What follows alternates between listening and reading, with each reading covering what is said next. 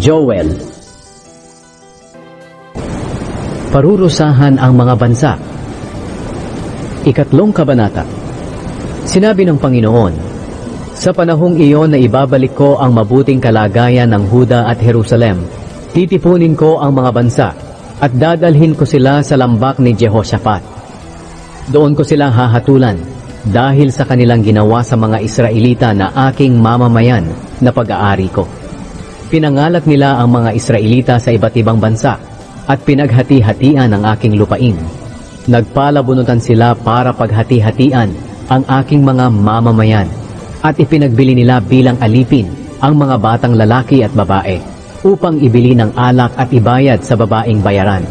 Kayong mga taga-Tyre, taga-Sidon, at ang lahat ng lugar ng Filistia, ano ba itong ginagawa ninyo laban sa akin? Ginagantihan ba ninyo ako sa mga bagay na aking ginawa?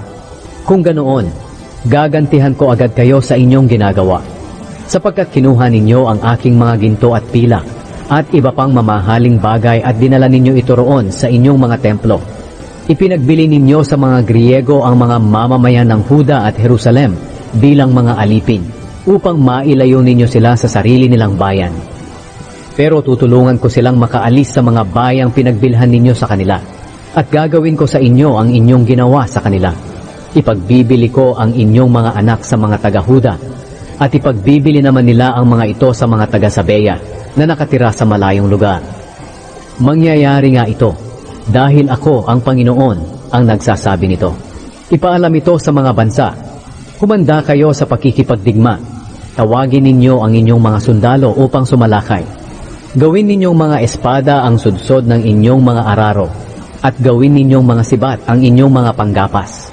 Kahit ang mahihina ay kailangang makipaglaban. Pumarito kayo, lahat kayong mga bansang nasa paligid, at magtipon kayo doon sa lambak ni Jehoshaphat. Panginoon, papuntahin niyo na po roon ang inyong hukbo.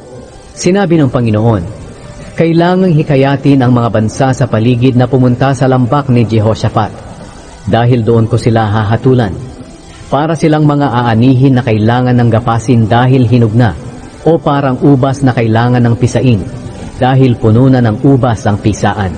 Ubod sila ng sama. Ang kanilang kasalanan ay parang katas ng ubas na umaapaw sa sisidlan nito.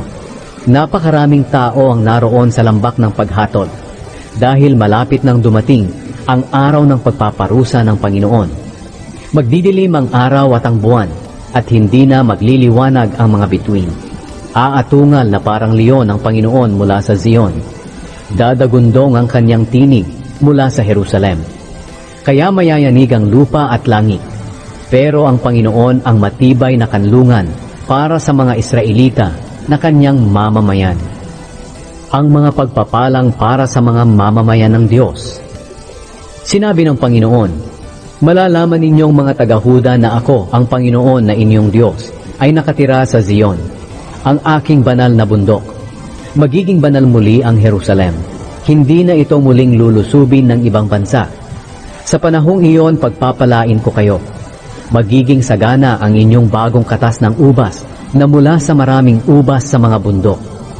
Magiging sagana rin ang inyong gatas mula sa maraming baka at kambing na nanginginain sa mga buron, at hindi na matutuyuan ang inyong mga sapa at ilog. At may bukal mula sa templo ng Panginoon na dadaloy sa lambak na may mga punong akasya. Ang Ehipto ay magiging malungkot na lugar, at ang Edom ay magiging ilang, dahil pinagmalupitan nila ang mga taga-Huda. Pinatay nila ang mga taong walang kasalanan. Pero ang Huda at ang Jerusalem ay titirahan magpakailanman. Ipaghihiganti ko ang mga pinatay sa aking mga mamamayan. Parurusahan ko ang mga gumawa nito sa kanila. Ako ang Panginoon na nakatira sa Zion.